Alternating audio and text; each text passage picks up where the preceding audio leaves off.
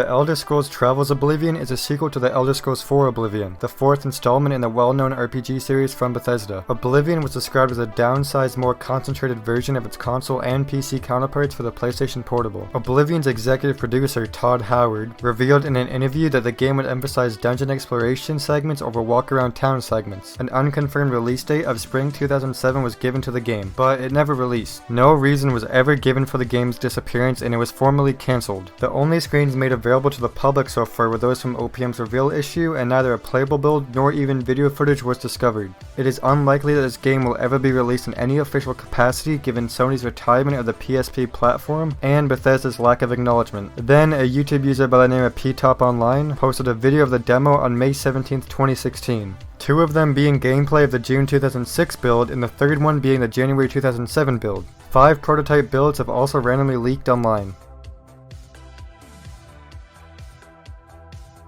Sega published the puzzle video game Baby Boom for the Sega Genesis in 1994, but it was never released. The game takes place on December 31st, 1999, which had been slated for release in December 1994, but it was postponed for unknown reasons. On February 23rd, 2008, user DRX posted 3 game prototype builds in the Hidden Palace forums. Also, more details about the game were discovered in an eBay auction in August 2015. The introduction of the prototype contains misspellings of they, and all emulators share a strange graphical bug.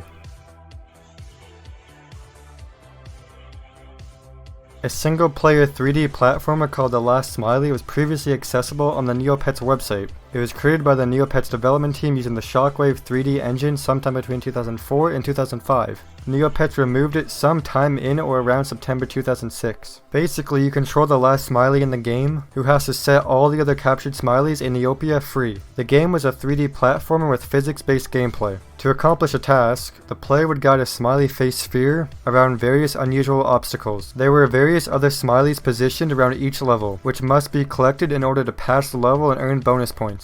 There were 7 levels altogether. A working DCR file of the game was discovered on August 7, 2017 by Reddit user Dmitry Volkov alongside some other Neopet games. He then made the game playable through the Neopets subreddit forum.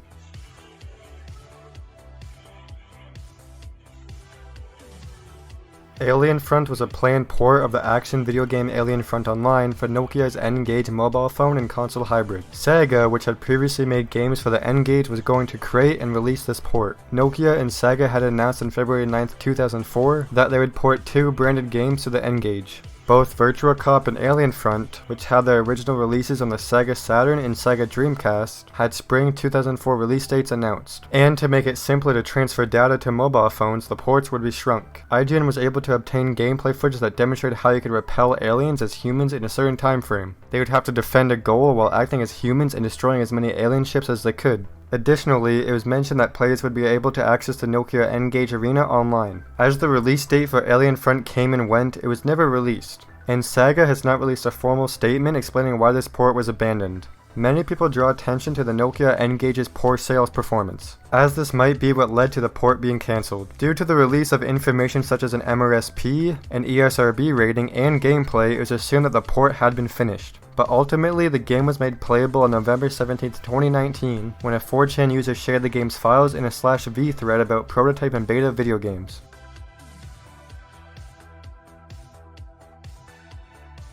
Ocean of America created the cancelled 1996 fighting video game Lobo. The Super Nintendo and Sega Genesis versions of the game, which is based on the DC comic book series of the same name, were both scheduled for release in the winter of 1996. But it was postponed at the last second. Pre-rendered graphics are used in the game, much like in Mortal Kombat or Donkey Kong Country. The Sega Saturno community discovered and leaked the Sega Genesis port of the game in September 2009, and on October 21, 2014, preparations were made to send a small batch of Super NES reproduction cards to NintendoAge.com. A Japanese point-and-click adventure game called Garage Bad Dream Adventure was created by Kinotrope in 1999. The game's visuals are strange, surreal, frequently nightmare-like, and was occasionally graphic. The player controls a tiny robot that resembles an alien as they make their way through an ominous environment filled with eerie, lifeless faces, rusted-out machinery, and cracked wood paneling. The atmosphere is very unsettling, and the eerie background music only heightens the sense of impending danger.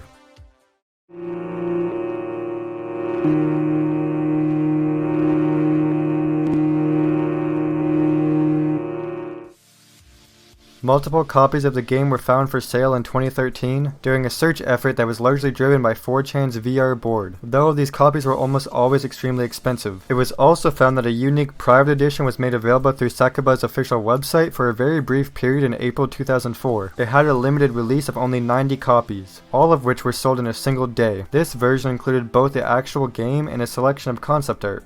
Despite these re-releases, Garage had never been seen online before 2014, making it extremely rare with only a few thousand copies available overall. Several people claimed to have copies of the game during this time, but none of them were willing to share rips with the online community out of fear of punishment due to Japan's strict anti-piracy laws. Luckily though, one owner recorded a full game playthrough. Around this time, 2 brief trailers were also discovered. Early in 2014, a copy of the game was listed on Yahoo Auctions Japan. User CC0 quickly purchased it for 77,000 yen. In order to avoid potential problems with Australian customs, the game was arranged to be shipped from Japan to the United States, then to Australia. There it was ripped and uploaded by CC0. Following the game's upload, CC0 also provided a collection of scans and photos of the manual, box, case inlay, disc, and map.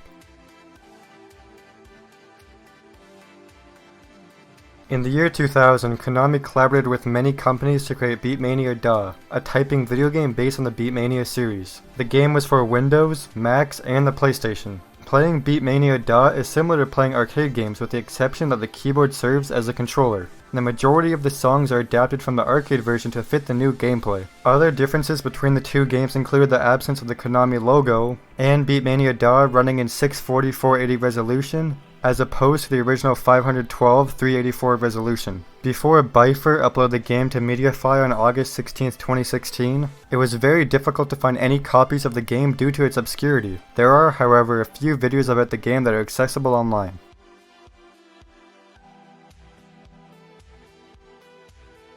The Cartoon Network Power Play service was introduced in 2003. The service offered games that could be downloaded that were frequently based on web games from the Cartoon Network website, but had more levels or content. The service also offered original games, like Bibos, which was a game created by Skunk Studios based on the Powerpuff Girls. The Powerpuff Girls episode Pet Feud served as the inspiration for this game. The game is similar to QB's but has a Powerpuff Girls theme. A group of 3 or more Bibos in a matching color can be clicked to make them disappear. The player will be awarded with an animation of the Bibos if they successfully clear the board. The original description of Bibos from Cartoon Network Power Play reads, "Professor Utonium's new invention, the Bibo, is the cutest critter in Townsville. As the Powerpuff Girls cheer you on, grab as many Bibos as you can by clicking on matching groups. Choose from several game options to create the perfect Bibos challenge for you." The Cartoon Network Power Play games eventually came to an end, and they are no longer available for purchase. On the Wayback Machine, a Bibos free trial with a time limit was discovered. Then user Tommy Shadow later removed the trial restrictions to make the game playable forever.